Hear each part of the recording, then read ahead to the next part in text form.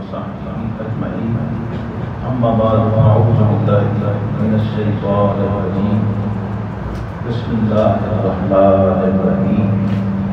وما يأتيهم من رسول إلا كانوا به يستهزئون. وقال الله تعالى أحسب الناس أن يتركوا أن يقولوا آمنا وهم لا يفتنون. صدق الله مولانا العظيم وصدق رسوله النبي الكريم الأمين.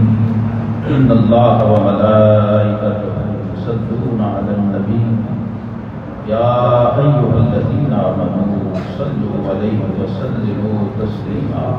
اللهم صل على سيدنا ومولانا محمد وعلى آل سيدنا ومولانا محمد وأصحاب سيدنا ومولانا محمد وبارك وسلم عليه. الصلاة والسلام عليك يا سيدي يا رسول الله وعلى آلك وأصحابك يا سيدي يا حبيب الله. مولاي صل وسلم دائما ابدا على حبیبک خیر الخلق کلہم.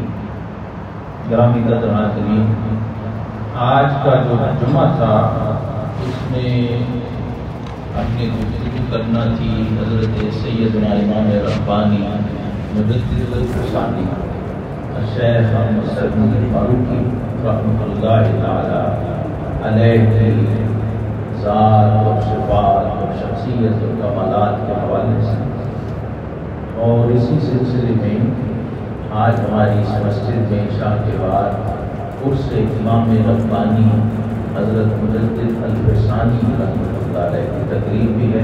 اس میں بھی آپ کو شرکت کی دعوت ہے کیونکہ یہ سالانہ پروگرام ہو رہا ہے. تو سفر کے مہینے میں 28 سفر المظفر 1034 ہجری یہ حضرت مجدد پاک رحمۃ اللہ علیہ کا یوم وصال اور یوم عرس ہے. یہ شخصیت ایسی ہے کہ جو بندہ انہیں نہیں جانتا بر صغیر پاک و ہند میں، وہ سمجھ لیں اسلام کو نہیں جانتا، اور شریعت مطہرہ کے ایک بہت بڑے حکم سے وہ شخص محروم رہتا ہے. وہ حکم کیا ہے؟ لئن شکرتم لأزیدنکم. اگر تم شکر کرو گے جو نعمت ہم نے دی ہے تو ہم اس نعمت کو بڑھا دیں گے، اس میں اضافہ کریں گے. اور اس کے ساتھ کہا وَلَئِن كَفَرْتُمْ إِنَّ عَذَابِي لَشَدِيدٌ. اگر شکر نہیں کرو گے تو پھر کفر میں پڑ جاؤ. جو بندہ حالت شکر میں نہیں وہ حالت کفر میں پڑ جاتا.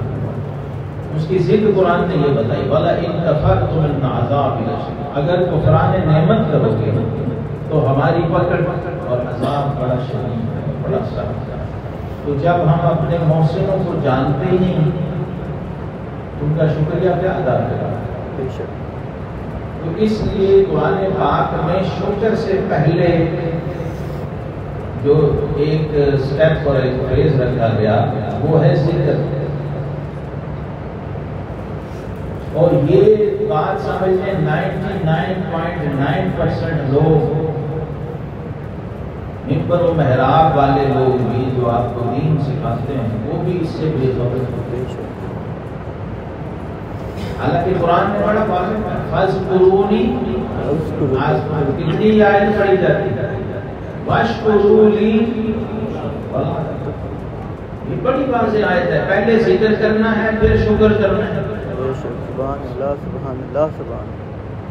تو قرآن کو ناظرہ پڑھنا اور چیز ہے، قرآن کا حافظ ہونا اور چیز ہے، قرآن کو تجوید اور قرات کے ساتھ درست مخارج اور تلفظ اور چیز. ہر حافظ قاری نہیں ہوتا، ہر قاری حافظ بھی نہیں ہوتا، اور ہر قرآن پڑھنے والے کو پتہ بھی نہیں ہوتا میں کیا پڑھ رہا ہوں.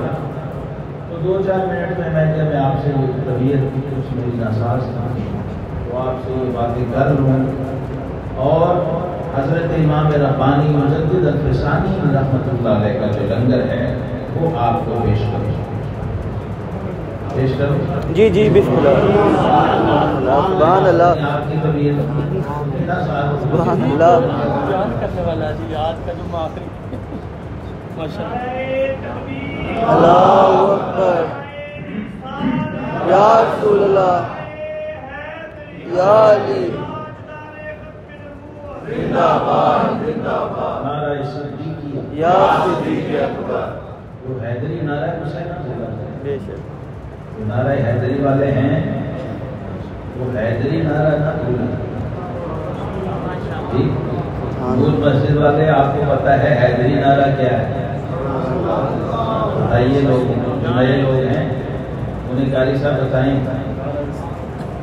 نعرہ صدیقیہ یا صدیق اکبر کچھ نئے ساتھی آتے ہیں جو پرماننٹ ہیں انہیں پتا ہے کہ نعرہ رسالت کے بعد نعرہ صدیق اور یہ کس نے بتایا ہے نعرہ شیر خدا حیدر قرار کا عقیدہ ہے اس کو وائلیٹ نہیں کرتے کیونکہ 1400 سال وائلیشن ہوئی اسے ہم بھگت رہے ہیں بے شک بے شک علی کے نام پہ علی کے عقیدے کو وائلیٹ کیا گیا اس کی خلاف ورزی کی گئی اس کو آج ہم بھگت رہے ہیں پوری امت بھگت رہی ہے ناشکری کے آخری درجے پہ پہنچے ہوئے لوگ پتہ ہی نہیں اپنی مرضی نہ ڈال دیتے ہیں بیچ میں تو عقیدے میں اپنی مرضی نہیں ہوتی عقیدہ کیا ہوتا ہے سرے تسلیم خم ہے جو مزاج یار میں ہے سبحان اللہ واہ واہ واہ سبحان اللہ چور چرا آئیں بائیں شائیں ایسے ادھر ادھر آگے پیچھے نہیں ہوتا عقیدے کا مطلب ہی یہ ہے کہ سرے تسلیم خم کر کے مانو اور یہ جس ہستی نے یہاں بر صغیر پاک و ہند میں آخری مار کا لڑا عقیدے کے محاذ پر اور پھر اسی لنگر کو اعلیٰ حضرت امام احمد رضا بریلوی نے آگے بانٹا سبحان اللہ ہم نے بات کی تھی سبحان اللہ سبحان اللہ جس ہستی نے مقام مصطفیٰ صلی اللہ علیہ وسلم اور مقام نبوت کو بچایا سبحان اللہ سبحان اللہ سبحان اللہ پورے نظام نبوت کو سلطنت مغلیہ کے ساتھ علماء سو نے مل کر ایک نیا دین بنایا دین الہی کے نام سے جو ہمارے نصاب کا حصہ ہے یہ چیپٹر یہ بر صغیر پاک و ہند کا واحد امام اور ولی اور مجدد ہے جس کو اسکول کے نصاب میں پڑھایا جاتا ہے سبحان اللہ سبحان اللہ سبحان اللہ کسی مسلک و فرقے کا بندہ ہو اس کو پڑھنا پڑتا ہے کہ گردن نہ جھکی جس کی جہانگیر کے آگے اور شاید مشرق حکیم الامت نے وہاں حاضری دی اور کہا حاضر ہوا میں شیخ مجدد کی لحد پر وہ خواب کے ہے زیر فلک مطلع انوار میں اس مزار پہ گیا جو تھا تو زمین پہ لیکن انوار آسمانوں سے برس رہے سبحان اللہ سبحان اللہ سبحان اللہ سبحان اللہ سبحان اللہ چاند ستارے آسمانوں پہ ہوتے ہیں لیکن وہ ایسا مرد خدا سرہند کی سرزمین میں آرام کر رہا ہے کہ اس کی قبر کی مٹی کے ذروں سے نور چلک رہا ہے سبحان اللہ ماشاء وہ اللہ خاک کے ہے زیر فلک مطلع انوار اس خاک کے ذروں سے ہیں شرمندہ ستارے ستارے بھی ٹمٹما جاتے ہیں اس کی قبر کی مٹی کے ذروں کو دیکھ کے آسمان کے ستارے حیا کھاتے ہیں اور زمین پر موجود کیڑے مکوڑے بے حیائی کا مظاہرہ کرتے ہیں ایسے بھی بیٹھے ہوئے ہیں آپ کے ارد گرد اسکالر بن کے محقق بن کے دانشور بن کے متجدد بن کے کس بھیس میں اور لباتے ہیں اس میں نہیں تھی اس زمانے میں تھی جو حضرت مجدد الفسانی کو جانتا ہے قیامت تک دجال سے بھی دھوکہ نہیں کھا سکتا دجال کے شتونڑے تو بڑے چھوٹے کیڑے مکوڑے ہیں یہ جو دجالی وائرس آپ کے ارد گرد اس وقت مذہبی لبادے میں پھیر رہا ہے اور آپ کو اپنی نوجوان نسل اس کی پیٹ میں ہے یہ دجالی فتنے ہیں حضرت مجدد الفسانی کا دامن جب بندہ تھامتا ہے تو علامہ اقبال بن جاتا ہے وہ قصیدے پڑھ رہے ہیں اس خاک کے ذروں سے ہیں شرمندہ ستارے جس خاک میں پوشیدہ ہے وہ صاحب اسرار وہ ہند میں سرمایہ ملت کا نگہبان. 1000 سال پورا ہوا جب امام الانبیاء صلی اللہ تعالی علیہ وسلم کی شان ختم نبوت کو اور مقام نبوت کو، تو یہاں پر کچھ موقع پرست لوگ، کچھ بد عقیدہ مولوی، درباری، سرکاری ملتا ہر دور میں رہتا ہے. یاد رکھیں، دھوکہ نہ کھائیں. یہ مجدد پاک بچا سکتے ہیں بس. جی یہ ایسی ہستی ہے جس کی رگوں میں فاروق اعظم کا خون تھا، اور جب ان کے سامنے کوئی بات خلاف شرع ہوتی تو یہاں ان کے رگے فاروقی تھی، وہ یوں بھڑکتے ہیں.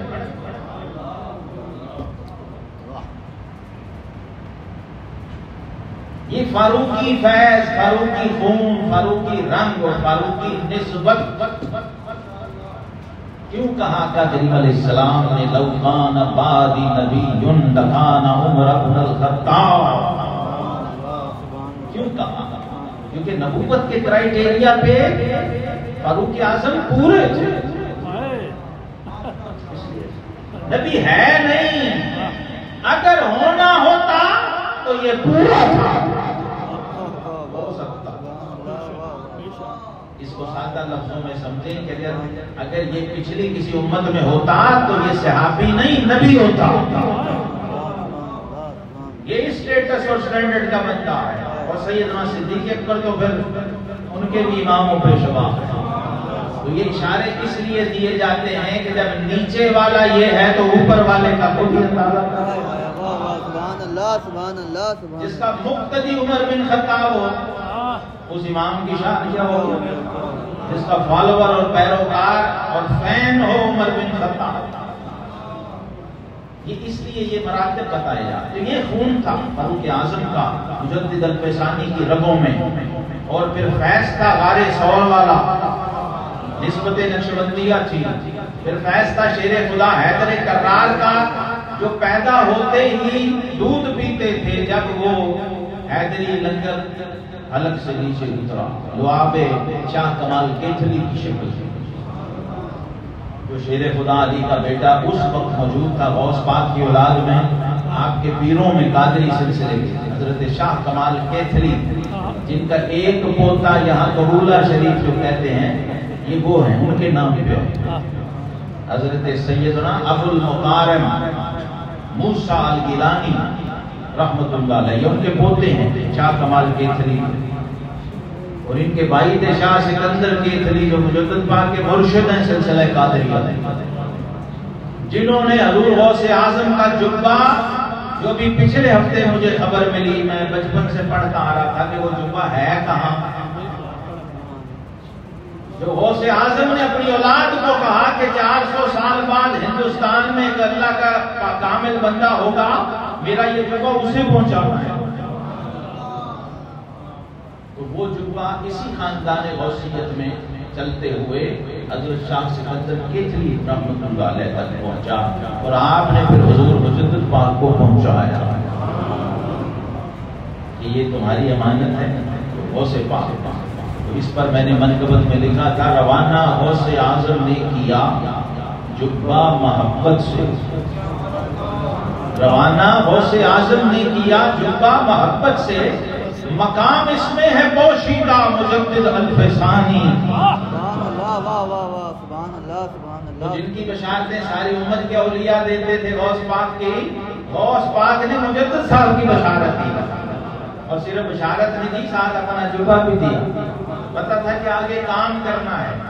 اب داتا صاحب نے جو سکیچ بنایا تھا دین کے کام کا، 3 لفظوں میں وہ میں آپ کو بتا کے آگے بتاؤں کہ اس خاکے میں، اس امت میں جس بندے نے رنگ بھرا، اس کا نام شیخ احمد سرمدی ہے.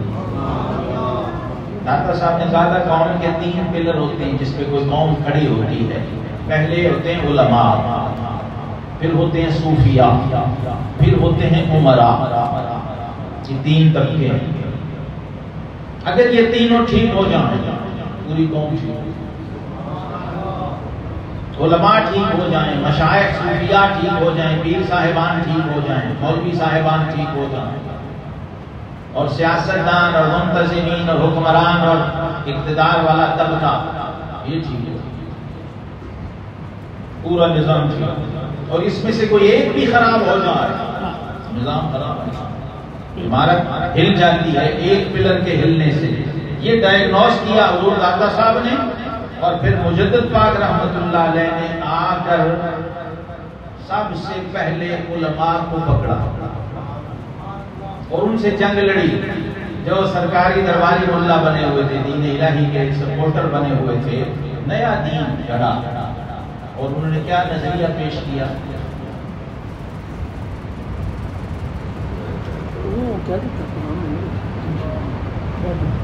کیا کہا انہوں نے؟ فرمایا علماء سو کے لسو سے دین نہیں، یہ جو سرکاری درباری ملا ہیں یہ دین کے ڈاکو ہیں، سب سے بڑے دین کے چور اور ڈاکو ہیں۔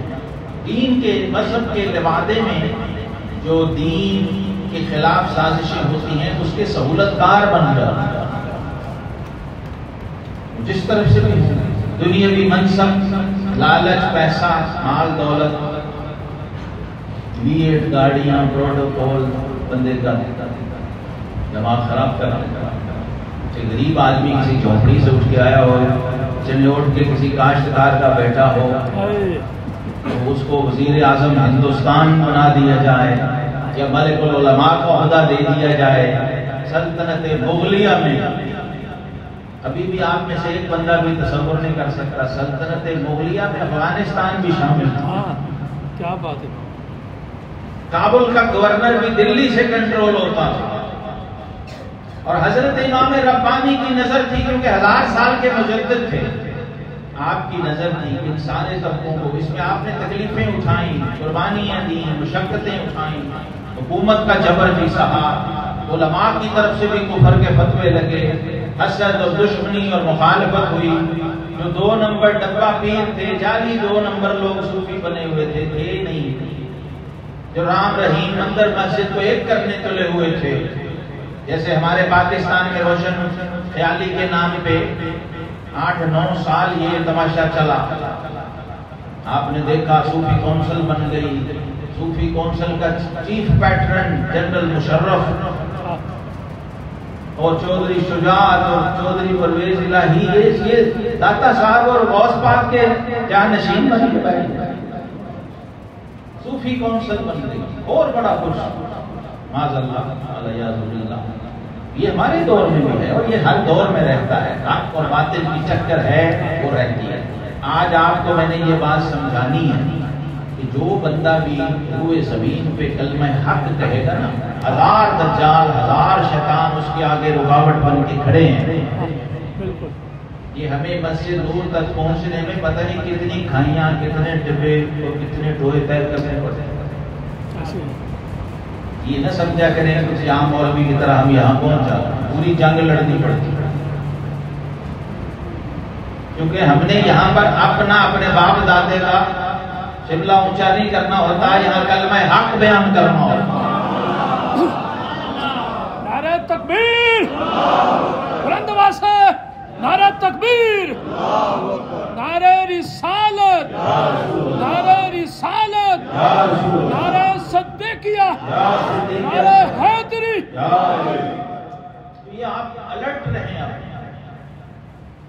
حق کہنا اور حق سننا دونوں ہی آپ آزمائش ہیں، پھر اس کی امپلیمنٹیشن اگلی بات۔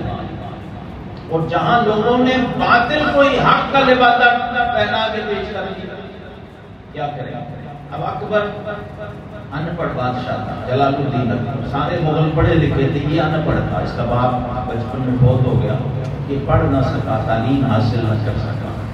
پہلے بزرگوں کا ماننے والا تھا، دلی سے ننگے پاؤں آگرے جاتا تھا شیخ سلیم چشتی کے مزار پہ حاضری دینے، اور سنی کے نام پہ اپنے بیٹے کا نام جو منندے مرادیں مان کے لیا تھا، شہزادہ سلیم رکھا، جہانگیر کا نام تھا۔ تو جو بدعقیدہ لوگ ہوتے ہیں انہیں یہ اچھا نہیں لگتا کہ بادشاہ کا عقیدہ ٹھیک ہے، اگر وہ داتا صاحب کا، غوث پاک کا، مجدد صاحب کا ماننے والا ہے تو پھر وہ ہمارے فریب میں نہیں آئے گا۔ تو پہلے وہ کہتے ہیں کہ شاید کوئی نہیں، سب سے پہلے وہ ڈینائی کرتے ہیں ان سارے اکابر کو۔ فارمولہ ہر بدعقیدہ اس امت میں جو بھی باطل شخص آیا ہے، وہ نبوت کا مدعی ہو یا وہ کسی بھی اور دعوے کا علمبردار ہو، وہ سب سے پہلے کیا کرتا ہے؟ جو آپ کے ذہنوں میں بزرگوں کا امیج ہے وہ ڈھا دیتا ہے۔ یہ کوئی شے نہیں ہے، یعنی یہ کوئی شے نہیں، باقی جو شے بچی ہے وہ بس میں ہی۔ یہ فارمولہ ہے پوری امت میں۔ آپ جتنے بھی بدعقیدہ لوگ، ان کے فرقے نئے بنے ہیں، نئے مذہبی پیشوا بنے ہیں، قادیانیت کی سارا ریکارڈ کچا چھٹا یہ ہے۔ موسیٰ علیہ السلام بھی کوئی نہیں، معاذ اللہ، عیسیٰ علیہ السلام بھی کوئی شے نہیں، ان کی کتابوں میں یہ ساری چیزیں لکھی۔ پہلے وہ نفی کری جائے گا سب کی، جب آپ کے دماغ خالی ہو گئے پھر اب آپ کو نظر ہی وہ آئے گا کہ اب یہی ایک بچہ ہے۔ سمجھ آ رہی ہے؟ تو پھر اس کی بات بندہ سنتا ہے۔ یہ نوجوانوں کی برین واشنگ اسی طرح ہوتی ہے، اس لیے یہ بات ذہن میں رکھیں۔ انہوں نے ایک محضر بنایا اور بادشاہ کو کہا کہ 1000 سال پورا ہو گیا ہے، 1000 سال بعد اللہ کی قدرت یہ ہے کہ ایک نیا نبی آتا ہے۔ تو وہ نیا نبی ابھی تک کوئی نہیں آیا، وہ فی الحال آپ ہی ہیں بادشاہ۔ وہ منصب بادشاہ کو دے دیا، اس میں ہندو بھی شامل تھے، ان کی زبان میں اس کو بھگوان کا اوتار بنا دیا۔ اور انہوں نے کہا یہ سارے ڈھکوسلے ہیں، مندر مسجد ایک ہی چیز ہے، عبادت ہی کرنی ہے نا، رام رحیم میں کوئی فرق نہیں ہے۔ ہندو اس رام کو پوج رہا ہے، مسلمان رحیم کو پوج رہا ہے۔ یہ پلان تھا، بہت لمبا ہوا ہے، میں شارٹ نہیں بتا رہا ہوں۔ اس کے تحت انہوں نے پہلے بادشاہ کو قابو کیا، اپنے اندر کیا، بادشاہ ان کا محتاج ہو گیا، وہ تو بادشاہ کے محتاج تھے ہی پہلے ہی۔ اس طرح یہ ساری گیم بنی۔ اس لیے علامہ اقبال نے کہا وہ ہند میں سرمایہ ملت کرنی گئے۔ اور میں نام لیے بغیر سارے اولیاء بزرگ ہمارے سر کا تاج ہیں، ہم سب کو ہم مانتے ہیں، لیکن تاریخ کے حقائق بڑے تلخ۔ یہ وہ دور وہ زمانہ تھا، ہندوستان بزرگوں سے بھرا ہوا تھا، لیکن ظالم سلطان کے سامنے جب کلمہ حق کہنا ہو تو یا حسین چاہیے ہوتا ہے یا شیخ احمد سرحدی فاروق چاہیے۔ اس پر اقبال نے کہا نکل کر خانقاہوں سے ادا کر رسم شبیری، یہ رسم خانقاہی ہے فقط اندوہ دل کی۔ تو حجرے میں بیٹھ کے تسبیح گھماتا رہے اور ادھر دین مصطفیٰ کی جڑیں کٹتی رہیں تو تیری تسبیح قبول ہوگی؟ تیرے تو کلمے کا اعتبار ختم ہو جاتا ہے بھائی، نماز روزہ تو بات کی بات ہے۔ تو یہ امام ربانی فاروق اعظم کا شہزادہ نکلا میدان میں اور جابر سلطان کو للکارا اور نظام مصطفیٰ اور مقام مصطفیٰ اور مقام نبوت کا پہرا دیا، ناموں سے رسالت کا پہرا۔ اس کی بنیاد پہ پاکستان وجود میں آیا تھا۔ قائد اعظم نے کہا تھا 2 قومی نظریہ ہمیں حضرت مجدد الفسانی نے دیا ہے اور وہ قرآن میں ہے۔ یہاں پلان یہ چل رہا تھا کہ ہندو مسلم ایک ہی چیز ہے، کوئی فرق نہیں، تو پھر ضرورت کیا ہے دوسرے ملک کی؟ یہ سازش چل رہی تھی بڑی اوپر سے۔ تو حضرت مجدد نے یہ پہلے سٹیٹمنٹ دی تھی، ملت با جدا جانا لکم دینکم ولی دین کا تصور کیا کہ ہم محمدی ہیں، ہم محمد عربی صلی اللہ علیہ وسلم کے ماننے والے ہیں، اس لیے ہمارا دین جدا اور بتوں کے پجاری جو ان کا دین جدا ہے۔ یہ تصور دے کے پھر آپ نے جب سٹینڈ لیا تو اس کے اثرات یہ ہوئے میدان میں نکلنے کے۔ پہلے یہ ہو رہا تھا کہ مندروں کی اوپننگ جیسے ابھی کی ہو رہی ہے، اب کسی کو وہ شرک نہیں لگتا۔ ایک وقت تھا جب ہم بچے تھے داتا صاحب جانا بھی شرک تھا، اب مندر بنا کے مورتی کے سامنے یوں کھڑے ہو جانا بھی توحید ہے۔ اے لوگوں آپ کو نظر نہیں آ رہا آپ کس چیز ہے؟ تو مندروں کے افتتاح، گردواروں کے افتتاح یہ ہو رہے تھے، اور یہ بڑے بڑے مشائخ علماء سے کروائے جاتے تھے. جیسے منافقین مدینہ نے نبی پاک صلی اللہ علیہ وسلم کو مسجد ضرار کی اوپننگ کے لیے بلا لیا تھا، اور اللہ نے قرآن اتار دیا حبیب یہ مسجد نہیں ہے، مندر گردوارہ تو دور کی بات، اگر کسی بے دین نے مسجد کی عمارت بھی کھڑی کی ہو اور اس کی بنیاد تقویٰ پر اور عشق مصطفیٰ پر نہ ہو تو فرمایا وہ بھی ڈھا دینے کے لائق نہیں ہے، وہاں عبادت نہیں ہوتی. یہ قرآن نے واضح کر دیا تھا. تو یہ فرق، یہ شعور، یہ نور اللہ نے جس ہستی کو دیا اس کا نام مجدد الفسان. اور اس تنہا شخص نے حضرات گرامی جو کام کیا ہے، یہ آج بھی جو میں بول رہا ہوں یہ مجدد صاحب کا صدقہ. یہ آج بھی پاک و ہند کی مسجدوں میں جو اذانیں ہو رہی ہیں یہ مجدد پاک کا صدقہ، جو ہم نمازیں پڑھ رہے ہیں، جو ہمیں کلمہ آتا ہے. ورنہ پلاننگ یہ تھی کہ سب کچھ ملیا میٹ تھا، احمد اور محمد نام پہ سرکاری پابندی لگتی. وہ تو دور، سلام بھی ختم ہو گیا، السلام علیکم وعلیکم السلام تو سرکاری طور پہ ختم، بین کر دیا گیا اس کی اجازت. وہ پورا چارٹر ہے جو دین الہی کے نام پہ محضر نامہ بنا تھا، وہ تاریخ میں محفوظ ہے. اس کو اگر آپ پڑھیں تو آپ کو سمجھ آئے کہ اقبال نے کتنی سچی بات کہی. وہ ہند میں سرمایہ ملت کا نگہبان، اللہ نے بر وقت کیا جس کو خبردار. یہاں تک آپ نے پھر کام کر کے دکھایا، جیل بھی کاٹی، تکلیفیں اٹھائیں، دشمنیاں، حسد، مخالفتیں، فتوے، ہر دنیا کی جو مشکل تھی وہ آگے کھڑی تھی. لیکن آپ کا کمال یہ تھا کہ گوالیار کی جیل میں بیٹھ کر بھی کابل کے گورنر مہابت خان آپ کا مرید تھا، لاہور کا گورنر آپ کا مرید تھا. یعنی سلطنت مغلیہ کے جو بڑے پلر تھے ان کو آپ نے اپنے قدموں میں جھکایا. بڑے بڑے جید اکابر علماء وہ آپ کے تابع و مرید ہوئے. بڑے بڑے اکابر اولیاء اور صوفیاء انہوں نے آپ کی تحریر کو مانا اور اس کے ساتھ شامل ہوئے. تینوں طبقوں کو آپ نے قابو کیا. اور پھر جب جہانگیر کے دربار میں ایک سرکاری ملاؤں نے کہا نا کہ یہ تو آپ کے بادشاہ نہیں مانتے، تو اچھا انہوں نے کہا دربار میں بلا. دربار میں طریقہ یہ تھا کہ جس نے بھی جانا ہے اس نے رکوع کی حد تک جھکنا ہے. یہ سلام ہوتا تھا، السلام علیکم نہیں کہنا، یہ بے ادبی ہے. بادشاہ کو سلام، جیسے ابھی بھی بڑے بڑے وڈیروں جاگیرداروں کو لوگ سلام نہیں کرتے جی چپ کے. یہ مجدد پاک نے ختم کیا. حالانکہ شاہ جہان شہزادہ تھا، ولی عہد تھا، جہانگیر کا بیٹا، آپ کا معتقد تھا. اس نے ہدایہ فقہ کی سب سے بڑی کتاب میں نشان لگا کے علماء کے ہاتھ بھیجا کہ حضور اس وقت خطرہ ہے، اضطراری حالت ہے تو رخصت ہے.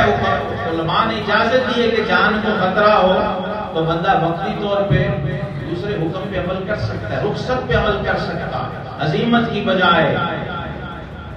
تو حضرت مجدد الفسانی رحمہ اللہ آپ نے فرمایا ہم رخصت والے نہیں، ہم عزیمت والے. ہماری رگوں میں فاروق اعظم کا خون ہے اور ہمارے ہاتھ میں امام حسین کا جھنڈا ہے. ہم رسم شبیری ادا کرنے نکلے ہیں. جابر سلطان کے سامنے کلمہ حق، یہ حسین کے نانا کا فرمان ہے کہ شہید اعظم کو ہوگا تو جابر سلطان کے سامنے کلمہ حق کہے گا.